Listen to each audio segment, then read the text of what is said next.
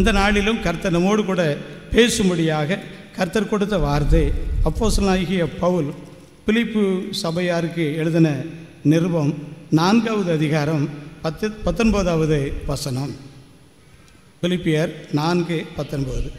என் தேவன் தம்முடைய ஐஸ்வரியத்தின்படி உங்கள் குறைவை எல்லாம் கிறிஸ்து இயேசுவுக்குள் மகிமையிலே நிறைவாக்குவார். எல்லாரும் சேர்ந்து வாசிப்போம்.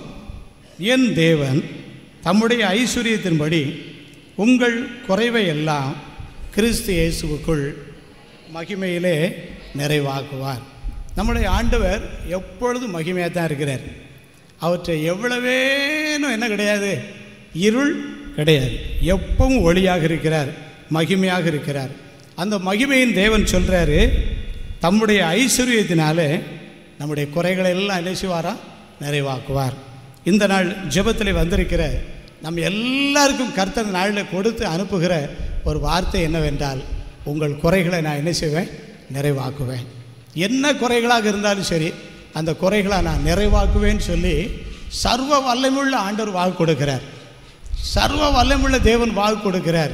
பரிசுத்த ஆவியானவர் வாக்கு கொடுக்கிறாரு, உங்கள் குறைகளை எல்லாம் நான் என்ன செய்வேன், நிறைவாக்குவேன். என்ன விதமான குறையோடு வந்திருந்தாலும் நம்முடைய ஆண்டவர் நம்முடைய குறைகளை நிறைவாக்குவார். இந்த வார்த்தையை தேவன் நமக்கு ஆசீர்வதித்து தரும்படியாக தீங்கை காணாதிருப்பாய், இனி தீங்கை காணாதிருப்பாய் என்று பாடல் ஒரு கவி பாடி குறிக்கப்பட்ட நேரத்தில் செய்தியை சொல்லி முடிக்கிறேன். தீங்கை காணாதிருப்பாய், இனி தீங்கை காணாதிருப்பாய், தீங்கை காணாதிருப்பாய், இனி தீங்கை காணாதிருப்பாய், தீங்கை காணாதிருப்பாய், இனி தீங்கை காணாதிருப்பாய், தீங்கை காணாதிருப்பாய், இனி தீங்கை காணாதிருப்பாய். இஸ்ரவேலே பயப்படாதே, பனியை போல் உன்மேல் இருப்பேன். இஸ்ரவேலே பயப்படாதே, பனியை போல் உன்மேல் இருப்பேன். நீலியை போல மலர்ந்திடுவாய், தீபனனை போல் வேறுண்டுவாய். நீலியை போல மலர்ந்திடுவாய், தீபனனை போல் வேறுண்டுவாய். தீங்கை காணாதிருப்பாய், இனி தீங்கை காணாதிருப்பாய், தீங்கை காணாதிருப்பாய், இனி தீங்கை காணாதிருப்பாய், தீங்கை காணாதிருப்பாய், இனி தீங்கை காணாதிருப்பாய், தீங்கை காணாதிருப்பாய், இனி தீங்கை காணாதிருப்பாய்.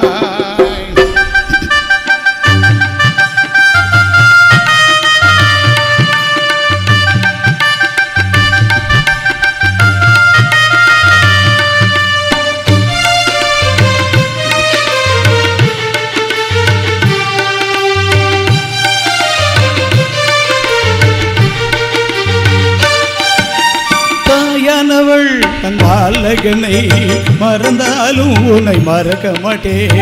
தாயானவள் தன் பாலகனை மறந்தாலும் நான் மறக்க மாட்டேன். கண்ணை இமை காப்பது போல் உன்னை தினம் காத்திடுவேன். கண்ணை இமை காப்பது போல் உன்னை தினம் காத்திடுவேன்.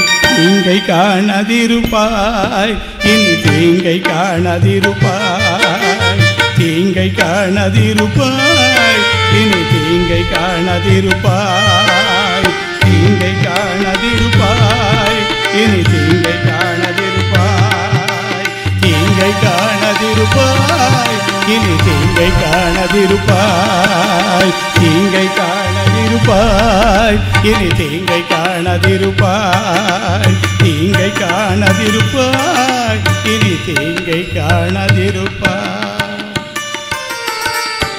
அன்புள்ள ஆண்டவரே, இந்த நிறைவு நேரத்திற்காக நன்றி செலுத்துகிறோப்பா. என்றென்றைக்கு உம்மை நினைக்கக்கூடிய உடைய சத்திய வசனங்களை எங்களுக்கு ஆசீர்வாதமாகவும் போதனையாகவும் எங்களுக்கு தந்து எங்களை வழி நடத்தும். எங்களுடைய குறைகள் எல்லாம் உம்மாலே நிறைவாகட்டும். இயேசுவின் மூலம் ஜெபிக்கிறோம் பிதாவே, ஆமென். அதனுடைய செய்தி என்னன்னு சொன்னால், குறைவும் நிறைவும். செய்தி என்னது? குறைவும் நிறைவு. குறைகள் எப்படி வந்துச்சு, எப்படி குறைகள் நிறைவாகும் என்பதை தான் இன்றைக்கி கர்த்தருடைய செய்தியாக நம்ம தியானிக்க இருக்கிறோம். குறைகள் எங்கே வந்துச்சு? ஒரு நாளும் ஆண்டவரால் என்ன வராது, குறைவு வரவே வராது. குறைவுகள் வந்து நம்முடைய சொஸ்தி குறைவினால், நம்முடைய வாழ்க்கையில் உள்ள சில சீர்கேடுகள்னால நம்ம குறைகளை என்ன செய்கிறோம், சந்திக்கிறோம். குறைகள் எப்படி வருது என்பதை நம்ம கண்டுபிடிச்சிட்டோம். அதை கண்டுபிடிச்சு நிறைவுக்கு நேராக ஆவியார் நம்மை கண்டிப்பாக வழி நடத்துவார். குறைகள் எப்படி வந்துச்சு சொல்லி வாசிக்கிறோம். லூக்கா எழுதின சுவிசேஷம் 15வது அதிகாரத்தில் 14வது வசனம் யாராவது வாசிப்போம். லூக்கா 15:14. எல்லாவற்றையும் அவன் செலவழித்த பின்பு அந்த தேசத்தில் கொடிய பஞ்சம் உண்டாயிற்று. அப்பொழுது இளைய குமாரன் குறைவுபட தொடங்கினான். அப்பொழுது அவன் இளைய குமாரன் குறைவுபட தொடங்கினான். ஒரு மனுஷனுடைய வாழ்க்கையில் குறை வர ஆரம்பிச்சிச்சு. அது யாருன்னு சொல்லி ஆண்டவர் ஓமையாக சொல்லும்போது சொல்கிறாரு, அது யார்? இளைய குமாரன். இளைய குமாரன் அவனுடைய தகப்பன் நல்ல வசதி உள்ளவர் தான், அவருக்கு எல்லாமே இருக்குது, அவருக்கு எந்த குறையுமே கிடையாது. எந்த குறைவும் இல்லாமல் நிறைவோடு இருந்த அந்த தகப்பனாருக்கு அவருடைய இளைய குமாரனுக்கு என்ன வந்துச்சா, குறைவு வர ஆரம்பிச்சு. வேதம் சொல்லுகிறது, என் தேவன் தம்முடைய ஐஸ்வர்யத்தின்படி உங்கள் குறைகளெல்லாம் மகிமையிலே கிறிஸ்து இயேசுவுக்குள் மகிமையிலே நிறைவாக்குவார்னு சொல்லி. அப்போ குறைகள் எப்படி வந்துச்சுங்கிறத கண்டுபிடிச்சா தான் நம்ம நிறைவை என்ன செய்ய முடியும், காண முடியும். குறைவுகள் எப்படி வந்தது என்று சொல்லி இளைய குமாரனுடைய வாழ்க்கையை நம்ம பார்க்கும்போது, என்றைக்கு அவன் தகப்பனை விட்டு விலகினானோ அன்றைக்கு அவனுக்கு என்ன வர ஆரம்பிச்சிச்சு, குறைவு வர ஆரம்பிச்சு. நல்லா கவனிங்க, தகப்பனோடு இருக்கும் வரைக்கும் அவனுக்கு என்ன இல்லை, ஒரு குறைவும் இல்லை. அந்த பகுதி எடுத்து நான் வாசி பார்த்தோன்னு சொன்னால், தகப்பனோடு இருக்கும் வரைக்கும் இளைய குமாரனுக்கு ஒரு குறைவுமே இல்லை. ஏன் குறைவு அவனுக்கு தெரியல படலை அப்படின்னு சொல்லலாம். எல்லாமே ஆட்ட இருக்குது, எல்லாமே தகப்பன் ஆட்ட இருக்குது, எல்லா வசதியும் அவன்கிட்ட இருக்குது. ஆனால் ஒரு நாளில் அவனுக்கு ஒரு குறைவு வர ஆரம்பிச்சிச்சு. அந்த குறைவுக்கு காரணம் என்னென்னு கேட்டால், ஒரு நாள் திடீர்னு தகப்பனார் அப்பா கூட என்ன செய்கிறான், அவன் கோவப்படுறான். அப்பாட்ட ஒரு நாள் போகிறான், அப்பாட்ட போய் ஒரு நாள் சொல்கிறான், என்னுடைய ஆஸ்திகளெல்லாம் என்ன செய்யணும், பிரித்து தரணும், நான் உங்களை விட்டு பிரிஞ்சு போகணும்னு ஆசைப்படுறேன் அப்படின்னு சொல்கிறான். தகப்பனார் எவ்வளோ சொல்லி பார்த்துருக்கலாம், ஆனாலும் பிடிவாதத்தை என்ன செய்ய முடியாது, மாற்ற முடியாது. சரிப்பா போன்னு சொல்லி விட்டுட்டு தகப்பனார் ஒரு பக்கம் உட்காந்து அழுதுகிட்டே தான் இருந்திருப்பார். மகன் பிரிஞ்சு போகிறான், கொஞ்சம் சொத்து செல்வத்தோடு போகிறான். அவனுக்கு இருந்த காரியங்கள்லாம் கொஞ்ச நாளைக்கு அவனுக்கு என்ன செஞ்சிச்சு, அவனுக்கு ஒரு உதவியாக இருந்துச்சு. ஆஸ்திகளெல்லாம் வித்தியாசமான முறையில் அழிக்கிறான், வித்தியாசமான முறையில் சாப்பிட்றான், வித்தியாசமான நண்பர்களாக வந்து சேர்ந்தாங்க. ஏன்னு கேட்டால், இப்போ அவனை கண்காணிக்க யாரும் இல்லை, தகப்பனார் இல்லை, அவன் இஷ்டப்படி போக ஆரம்பிக்கான். ஆக கடைசியில் கொஞ்ச நாள் ஆன பிறகு தான் யோசித்து பார்க்குறான், தனக்கு இருந்த எல்லாமே குறைபட, எல்லாமே செலவழிந்து போயிடுத அப்படின்னு சொல்லி வாழ்க்கையில் ஒரு குறைவை ஒரு நாள் உணர ஆரம்பிக்கிறான். அன்பானவர்களே, எந்த தகப்பனாரை இந்த வேத பகுதியில் நம்ம எப்படி சொல்லலாம்னு கேட்டால், ஆவியானவருக்கும் நம்ம என்ன செய்யலாம், ஒப்பிட்டு சொல்லலாம். ஆண்டவரோடு கூட நமக்கு ஒரு ஐக்கியம் இருக்கும் வரைக்கும் நமக்கு ஒரு நாளும் என்ன வராது, குறைபாடு வரவே வராது. என்றைக்கு தகப்பனுடைய ஐக்கியத்தை விட்டு இளையகுமாரன் பிரிஞ்சு வெளியே போனானோ அன்றைக்கு கொஞ்ச நாள் நல்லா இருந்தான், பிறகு குறைபட தொடங்கினான். அந்த குறைவு அவனை எங்கே கொண்டு விட்டுச்சுன்னு சொன்னால், அவனுக்கு வேலை கொடுக்க ஆள் இல்லை, ஒரு வழியும் இல்லை, பசி தாங்க முடியல, பண்டிகைகளுக்கு போடக்கூடிய தவிடாது கிடைக்குமான்னு சொல்லி பார்த்தா அதை கொடுக்க கூட என்ன இல்லை, அவங்களுக்கு வழி இல்லாத ஒரு சூழ்நிலையில் வாழ்க்கையில் ஒரு தாறுமாறான நிலைக்கு போயிட்டான். இதுக்கு காரணம் தகப்பனோடு உள்ள ஐக்கியத்தை அவன் என்ன செய்தான், குறைத்து கொண்டான். இன்றைக்கு நம்முடைய வாழ்க்கையில் ஆவிக்குரிய தகப்பனோடு ஆண்டவர் நம்மை ஒரு ஐக்கியமாக இணைத்திருக்கிறார். அல்லேலூயா. ஒரு காலத்தில் இப்படிப்பட்ட ஒரு ஐக்கியம் இல்லாமல் நான் இருந்தேன், இப்படிப்பட்ட ஐக்கியம் இல்லாமல் நீங்கள் இருந்தீங்க. ஒரு காலத்தில் ஆண்டவருக்கும் நமக்கும் தொடர்பு இல்லாமல் இருந்த காலங்கள் ஒரு காலம் உண்டு. ஆனால் இளையகுமாரன் தகப்பனுக்கு மகனாக ஒரு நாள் வந்தது போய் ஆண்டவர் கிருபையாக நம்ம எல்லாரையும் அவருடைய பிள்ளைகளாக ஒரு நாள் என்ன செய்தார், சந்தித்தார். வியாதி மூலமாக சந்திச்சிருக்கலாம், பல விதங்களில் ஆண்டவர் நம்ம அவருடைய பிள்ளைகளாக சந்திச்சிட்டார். இப்போ நமக்கு எல்லாருக்கும் தகப்பனார் யார் தான், ஆண்டவர் தான் நமக்கு பரம தகப்பனாக மெய்ப்பனாக இருக்கிறார், போதகராக இருக்கிறார். இந்த ஆண்டவரோடு கூட நமக்கு தொடர்பு இருக்கும் வரைக்கும் நமக்கு என்ன வராது, குறைவே வராது. ஆனால் என்றைக்கு அந்த இளையகுமாரன் தகப்பனை விட்டு விலகி போனானோ அன்றைக்கு அவனுக்கு குறைபட தொடங்கிட்டான். இந்த சத்தியத்தை தான் இன்றைக்கு ஆண்டவர் நம்மகிட்ட சொல்கிறாரு. இந்த வார்த்தையை பிரசங்கிக்கிற நானாக இருந்தாலும், இங்கே ஜெபத்தை நடத்துகிற ஆண்டுடைய பிள்ளைகளாக இருந்தாலும், இந்த கூட்டத்தில் கலந்து கொள்கிற நீங்களாக இருந்தாலும், நம்முடைய தொடர்பு ஆண்டரோடு இருக்கும் வரைக்கும் நமக்கு என்ன கிடையாது, குறைவே கிடையாது. காரணம் என்னென்னு கேட்டால், எல்லாம் அவர் பார்த்து கொள்வார். எல்லாம் கர்த்தருடைய பருவத்திலே பார்த்து கொள்ளப்படும். என் சமூகம் உனக்கு முன்பாக செல்லும், நான் உனக்கு இளைப்பாறுதல் தருவேன், என் நீதியின் வலது கரத்தினால் உன்னை நான் தாங்குவேன். எல்லாம் பார்த்து கொள்வார். நம்ம சும்மா இருந்தால் போதும், அவர் நமக்காக எல்லா யுத்தத்தையும் என்ன செய்வார். நீங்கள் சும்மா இருங்க, நான் உங்களுக்கு என்ன செய்கிறேன், யுத்தம் பண்ணுவேன்னு சொல்லலாம், நம்மளை அற்புதமாக நடத்திட்டு வருவார். ஆனால் என்றைக்கு ஒரு நாளில் நம்முடைய ஜெபம் குறையுதோ, என்றைக்கு வேத தியானம் குறையுதோ, என்றைக்கு சபை ஐக்கியம் குறையுதோ, என்றைக்கு ஜெப ஐக்கியம் குறையுதோ, என்றைக்கு ஊழியம் குறையுதோ, என்றைக்கு ஆவிக்குரிய காரியங்களில் குறைபட தொடங்குகிறோமோ அன்றைக்கு நம்முடைய வாழ்க்கையில் தொடங்க ஆரம்பிச்சிடும் என்னது, குறைபாடு. அன்றைக்கு தொடங்க ஆரம்பிச்சிடும் புலம்பல், அன்றைக்கு தொடங்க ஆரம்பிச்சிடும் வேதனை, அன்றைக்கு தொடங்க ஆரம்பிச்சிருவோம் கண்ணீர், அன்றைக்கு தொடங்க ஆரம்பிச்சிரும் பலவிதமான நெருக்கங்கள், அன்றைக்கு தொடங்க ஆரம்பிச்சிரும் பிரச்சனைகள். எந்த பிரச்சனையை போய் பார்க்க, யாரை போய் சமாதானம் பண்ண, யாரை போய் பிடிக்க, என்ன நடக்க, என்ன பண்ண, என்னத்தெல்லாமோ பண்ணி பார்ப்போம். எல்லா பக்கமும் வாசல் நமக்கு என்ன செஞ்சிடும், அடைச்சிரும். ஏன் அடைச்சிடுதுன்னு சொன்னால், அங்கே ஒரு கனெக்ஷன் கட் ஆகிடுச்சு, அன்றைக்கு ஒரு ஜெபம் போயிடுச்சு, அன்றைக்குரிய வேத தியானம் போயிடுச்சு, அன்றைக்கு ஆண்டவரோடு பேசி பழகினா அந்த உன்னதமான அனுபவம் குறைய ஆரம்பிச்சிச்சு. இன்றைக்கு ஆண்டவருடைய சமூகத்தில் வந்திருக்கிற நாம் குறைவிடக்கூடாது என்று சொல்லி ஆண்டவர் விரும்புகிறார். அப்படி ஒரு குறைவு நமக்கு இளையகுமாரனுக்கு வந்தது போல, ஒருவேளைக்கு இன்றைக்கு நமக்கு ஒரு குறைவு இருக்குமானால், ஒரு ஆவிக்குரிய ரீதியிலே நமக்கு ஒரு குறைபாடு இருக்குமானால், நம்முடைய தொடர்பு எங்கே விட்டுருக்கு, ஆண்டவரோடு உள்ள தொடர்பு விட்டுருக்கு.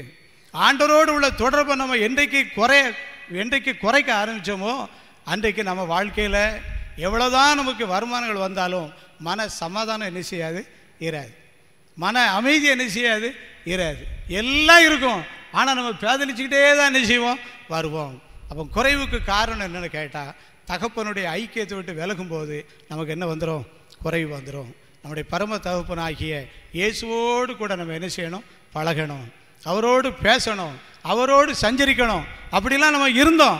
இன்றைக்கு அப்படி இருக்கமா யோசிச்சு பாருங்க. அப்படிலாம் நம்ம ஜெபம் பண்ணோம், இன்றைக்கு நம்ம அப்படி ஜெபம் பண்ணதமா யோசிச்சு பாருங்க. அப்படிலாம் நம்ம ஒரு காலத்தில் ஆண்டுடைய காரியம் சொன்னால் அவ்வளோ உற்சாகமாக இருந்தோம். இன்றைக்கு நம்மலாம் எப்படி இருக்கிறவங்களுக்கு யோசிச்சு பார்ப்போம். யோசிச்சு பார்த்து நம்முடைய கனெக்ஷன், நம்முடைய ஐக்கியம், நம்முடைய ஃபெல்லோஷிப் யாரோடு இருக்கட்டும் சொல்லுங்கள். குறைஞ்சது 25 அதிகாரமாவது வாசித்து பாருங்கள். குறைஞ்சது 25 அதிகாரம் வாசித்து பாருங்கள். ஒரு 10 பாட்டாவது படித்து பாருங்கள். ஒரு 100 பேருக்காக ஜெபம் பண்ணி பாருங்கள். அப்போ தான் இந்த கனெக்ஷன் சரியாக போய் என்ன செய்யும், சேரும். நேரம் இல்லை அப்படின்னு சொன்னால் ஆண்டவரும் சொல்லுவார், உன்னை ஆசீர்வதிக்க எனக்கு என்ன இல்லை, சித்தம் இல்லை அப்படின்னு சொல்லி விட்டுறக்கூடாது. ஆகையினால் அன்பானவர்களே, இன்றைக்கு ஒருவேளை நம்முடைய வாழ்க்கையில் ஏதாவது சில குறைபாடுகள் இருக்குமானால், ஆவிக்குரிய குறைபாடுகள் இருக்குமானால், நாம் செய்ய வேண்டிய ஒரே ஒரு காரியம் என்ன, அந்த குறைவுகளுக்கு காரணம் என்ன கண்டுபிடிக்கணும். அந்த குறைவுக்கு காரணம் ஆண்டவரோடு உள்ள ஒரு ஐக்கியம் நமக்கு உடைப்பட்டு கிடக்கு. அந்த ஐக்கியத்தை நம்ம சரிப்படுத்தணும்னு சொல்லி ஆண்டவர் விரும்புகிறார். அந்த குறைபட தொடங்கின அந்த இளையகுமாரன் ஒரு நாளில் ஒரு காரியத்தை செய்தான். வாசிப்போம் 17வது வசனம். அவனுக்கு புத்தி தெளிந்த போது தகப்பனுடைய கூலிக்காரர் எத்தனையோ பேருக்கு பூர்த்தியான சாப்பாடு இருக்கிறது, நானோ பசியினால் சாகிறேனே என்று சொல்லி அவன் குறைபட தொடங்குகிறான். ஒரு விசுவாசி ஒரு நாளும் புலம்பக்கூடாது. ஒரு விசுவாசி என்ன செய்யக்கூடாது சொல்லுங்கள். பிரச்சனைகள் முட்டி மோதி நிற்கும், அது வேற, அதெல்லாம் நமக்கு ஆசீர்வாதமாக மாறும். ஆனால் ஒரு விசுவாசி ஒரு நாளும் புலம்பக்கூடாது. அவன் புலம்புறான்னு அர்த்தம் என்னன்னு கேட்டால், அவனுடைய ஐக்கியம் யாரோட இல்லைன்னா விட்டு விட்டு வந்துக்கிட்டே இருக்கு. இந்த மைக்கு சில நேரம் கோளாறு பண்ணுறது பார்த்தீங்களா, விட்டு விட்டு வருது பார்த்தீங்களா, இதே மாதிரி இருக்கும். புலம்பவே கூடாது. நாம் அந்த ஐக்கியம் ஆண்டரோடு இருக்க வரைக்கும் நம்மளை புலம்ப விட மாட்டார் ஆண்டவர், நம்மளை நிறைவாக நடத்துவார். ஆனால் அந்த இளையகுமாரன் புலம்புறான். அவன் புலம்பல் எல்லாரும் சேர்ந்து வாசிங்க.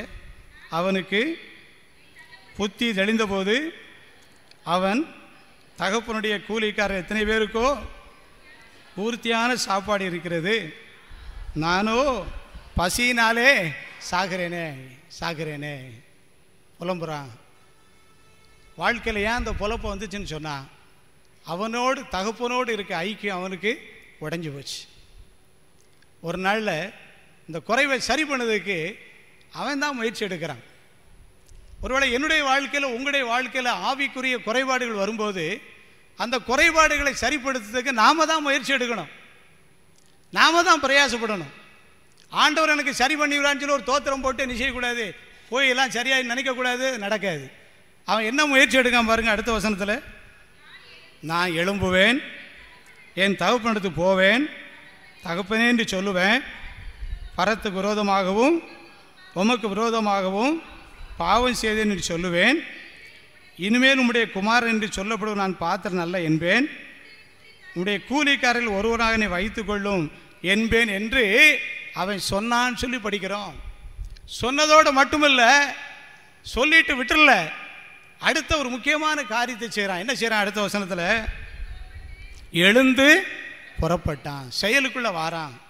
அநேக நேரங்களில் நம்ம வாழ்க்கையில் சரியில்லைங்கிறத உணர்கிறோம், அதை நினச்சிக்கிட்டே அப்படியே உட்காந்துக்கிட்டே இருப்போம். அது எப்போ சரிப்படுத்துது அப்படின்னு சொன்னால், எழுந்து புறப்பட்டு எங்கே வந்தான்? தகப்பனிடத்திற்கு வந்தான். அல்லேலூயா.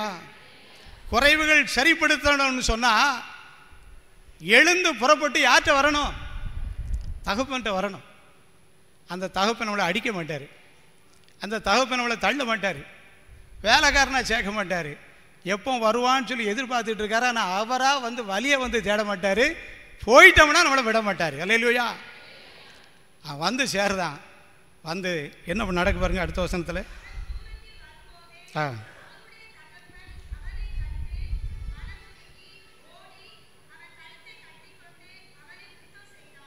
அதுக்கு பின்னால் வசனத்தை வாசிக்கிறோம். அவனுக்கு என்ன உரிமைகள் உண்டோ அத்தனை அங்கே என்ன செய்யுது? கொடுக்கப்படுது. குறைகள் இருந்துச்சு, குறைகள் இப்போ நிறைவாயிடுச்சு. குறைகள் எப்படி நிறைவாயிடுச்சு அப்படின்னு கேட்டால், இளைய குமாரன் தன்னுடைய ஐக்கியத்தை யாரோடு சரிப்படுத்துதான்? சொல்லுங்க. தகப்பனோடு தன்னுடைய ஐக்கியத்தை சரிப்படுத்துகிறான். ஊழியம் நல்லா தான் நடந்துக்கிட்டே இருக்கும், பேரும் புகழும் நல்லா தான் நடந்துக்கிட்டு இருக்கும். ஆனால் ஐக்கியம் என்ன செய்யும்? அது தெரியாது. கொஞ்ச நாளைக்கு அவன் பிரிச்சுட்டு வந்த சொத்து சுகம் கொஞ்ச நாளைக்கு அவனுக்கு சாப்பாடு போடத்தான் செஞ்சிச்சு, மற்றவங்களுக்கு கூட சப்ளை பண்ணிக்கிட்டு தான் இருந்தான். ஆனால் ரொம்ப நாள் பண்ண முடியாது, அங்கே முடியலை இல்லை. அதே மாதிரி நம்ம ஐக்கியம் ஆண்டரோடு இருந்தால் தான் நீண்ட காலம் என்ன செய்ய முடியும்? இந்த ஊழியத்தை செய்ய முடியும், நம்முடைய வாழ்க்கையில் ஒரு பெரிய ஆசீர்வாதமான வாழ்க்கை வாழவும் முடியும். ஆகினால ஆசீர்வாதத்தை வச்சு ஓடணும்னு சொல்லி யாரும் நினைக்காதீங்க. ஆசீர்வதிக்கிற கர்த்தரை வச்சு தான் நம்ம என்ன செய்யணும்? வாழணும். அல்லேலூயா. ஆகினால ஆண்டவர் இன்றைக்கு சொல்கிறாரு, உங்கள் குறைகளை உணர்ந்து நீங்கள் வந்தால் உங்களுடைய குறைகளை நான் கட்டாயம் என்ன செய்வேன்? நிறைவாக்குவேன்னு சொல்கிறாரு. அப்போ குறைவுக்கு காரணம் என்ன? என்னுடைய ஐக்கியம் ஆண்டரோடு இல்லை. என்னுடைய ஐக்கியம் ஆண்டரோடு இப்போ சரியாக இல்லை. முன்னால் சரியாக இருந்துச்சு, இப்போ சரியாக இல்லை. அப்போ நான் என்ன செய்யணும்? இந்த குறையை நிறைவாக்க நான் என்ன பண்ணணும் அப்படின்னு கேட்டால், என்னுடைய ஐக்கியத்தை ஆண்டரோடு நான் என்ன செய்யணும்? பூரணப்படுத்துவேன். ஆனால் இன்னும் சரிப்படுத்தி கொள்வேன். ஆனால் இன்னும் சரியாக்கி கொள்வேன். ஆனால் ஆண்டவர் என்னுடைய குறைகளை என்ன செய்வார்? சரிப்படுத்தி என்ன வேலைக்காரனாக இல்லை, யாரா சேர்த்துக்கொள்வார்? மகனாக சேர்த்துக்கொள்வார். அல்லேலூயா.